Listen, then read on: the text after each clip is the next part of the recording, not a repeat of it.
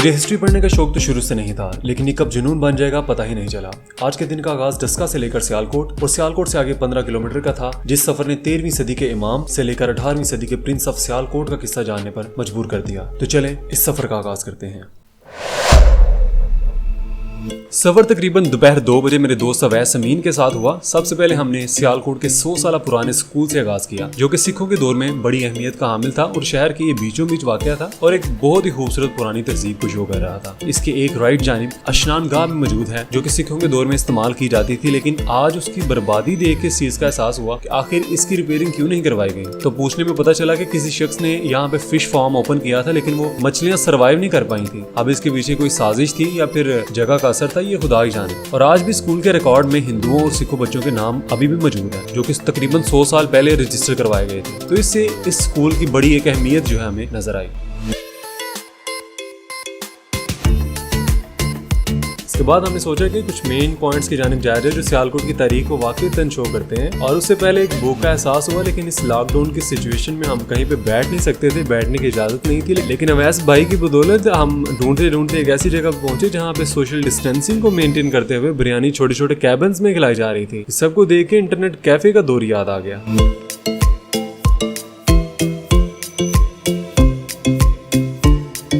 आगे की स्टोरी में हमने 3 जगहों पे जाने का फैसला किया, जिसमें इमाम अली उल हक का दरबार, किला सियालकोट और एक ऐसा मंदिर जो सियालकोट में रहने वाले चंद ही लोग जानते हैं। हमने पहला जो पॉइंट विजिट किया था उसमें इमाम अली उल हक का दरबार था, जो सियालकोट में गंदम मंडी के साथ मुल्हिका इलाका था और इसके बेसिकली 3 दरवाजे हैं। हमने एक दरवाजे के जरिए जो है इस व्लॉग का आगाज किया। मौजूदा क्वारंटाइन की कंडीशन के मुताबिक हमें यह था कि शायद इस दरबार में कोई भी नहीं होगा, लेकिन इसके चाहने वाले अभी भी वहाँ पे मौजूद थे और अकीदत का मंजर पेश कर रहे थे।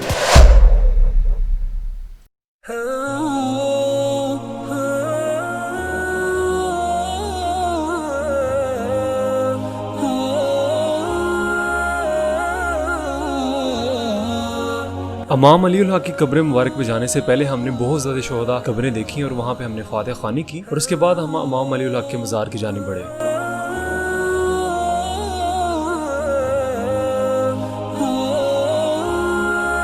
ये इस चैनल की पहली वीडियो है और नाम डिसाइड करने में भी थोड़ी कंफ्यूजन आ रही थी, इसलिए हमने सिर्फ नाम कदीम रखा है। और अगर आपकी कोई सजेशन होती है तो उस नाम को बढ़ाया या कम किया जा सकता है। और इसके अलावा अगर आपको ये वीडियो पसंद आई है तो इसको जरूर आपने लाइक करना है और सब्सक्राइब जरूर कीजिएगा, ताकि नेक्स्ट वीडियो फौरन से पहले आपको मिल सके।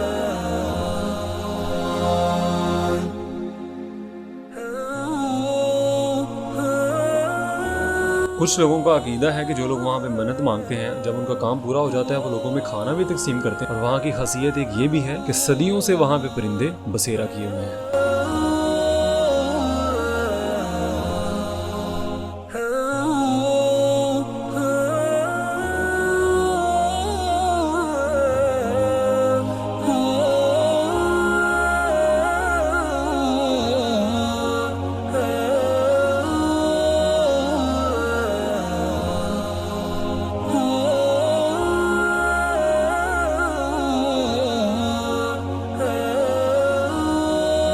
इमाम अली उल हक की कब्र मुबारक की ज़ियारत भी की और वहाँ पे फातिहा खानी भी की। और उसके बाद जो है हमने वहाँ से जाने का फैसला किया और हमारा जो नेक्स्ट पॉइंट था वो किला सियालकोट था। किला सियालकोट की हिस्ट्री जो है वो किस तरह से जुड़ी हुई है इमाम अली उल हक के साथ, उस सब को एक्सप्लेन करने के लिए अवैस अमीन।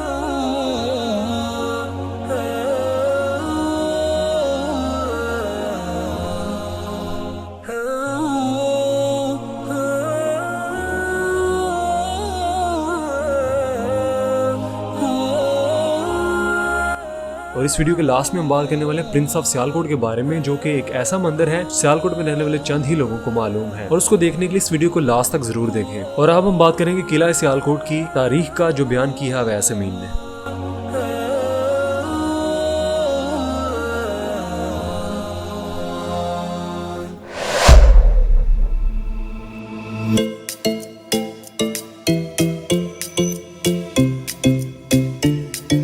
किला सियालकोट पहुंचने से पहले जिन गलियों से हमें गुजरना पड़ा वो बेसिकली सियालकोट के कदीम तरीन इलाके थे। सियालकोट में कदीमी इमारात का रुख किया, जिनको देखकर पता चला कि इनकी कमोबेश उम्र 100 साल से भी ज्यादा होगी। उस वक्त के अमीर तरीन लोग यहाँ पे क्याम किया करते थे, ज्यादातर इनमें गैर मुस्लिम ही थे।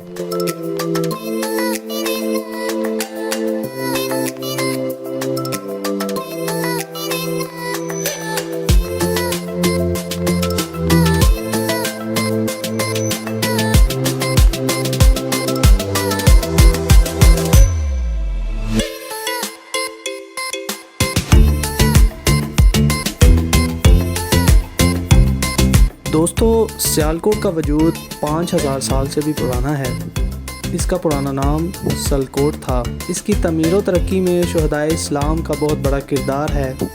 इनमें से एक नाम हज़रत पीर मुरादिया रहमतुल्लाह अलैह शहीद अव्वल का है, जिनका असल नाम मुराद अली था। कि 1757 हिजरी में राजा सल ने किला सियालकोट की तमीर शुरू की, मगर किला की शुमाली दीवार हर रोज़ रात को ज़मीन बोस हो जाती। राजा सल इस सूरत हाल से काफ़ी परेशान था। इसके मशीरों में से एक ने बताया कि एक मुसलमान तारीखी नाला एक में वज़ू कर रहा होगा, उसके खून से किला की शुमाली दीवार कायम रहेगी। काफ़ी तगदों के बाद राजा सल के आदमी मुराद अली नामी मुसलमान को ढूंढ लाए और उनको मामले से आगाह किया। चनाचा हज़रत मुरादिया रहमतुल्लाह अलैह ने अपनी छोटी उंगली का खून किला की दीवार में बहा दिया और इस तरह दीवार को सहारा मिल गया। राजा सल ने आप रहमतुल्लाह अलैह को शहीद कर दिया और आपके सर को किला की बुनियादों में नस्ब कर दिया, ये सोचकर कि अगर एक मुसलमान की उंगली का इतना असर है तो उसका अगर पूरा खून बहा दिया जाए तो ये किला पूरी ज़िंदगी, पूरी क़यामत तक कायम दायम रहेगा।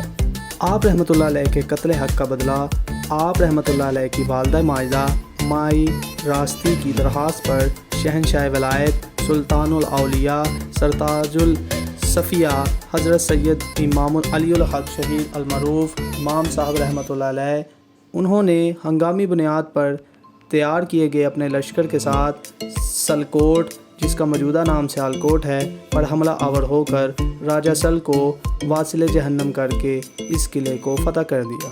इस किला सियालकोट के अंदर TMA के दफातर, टाउन हॉल, थाना कोतवाली और गवर्नमेंट कमर्शियल ट्रेनिंग इंस्टीट्यूट वाक़या हैं। किला सियालकोट से 12 किलोमीटर का फासला तय करने के बाद सियालकोट कैंट से होते हुए हम पूरन भगत पहुंचे और वहां की स्टोरी पूरन, जो कि प्रिंस ऑफ सियालकोट था, उससे मंसूब थी।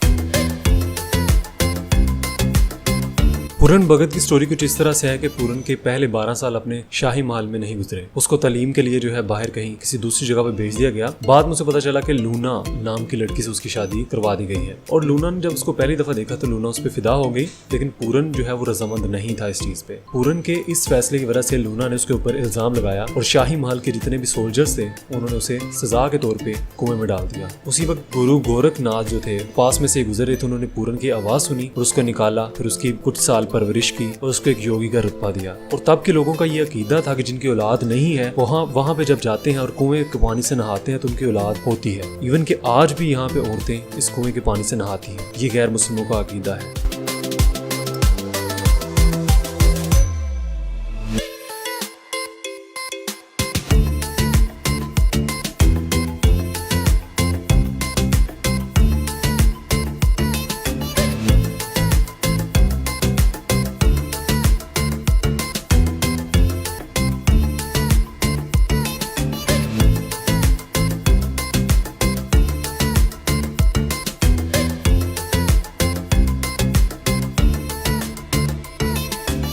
तो इस तरह से सफ़र का इख्तिताम होता है। साइनिंग आउट, अल्लाह हाफिज़।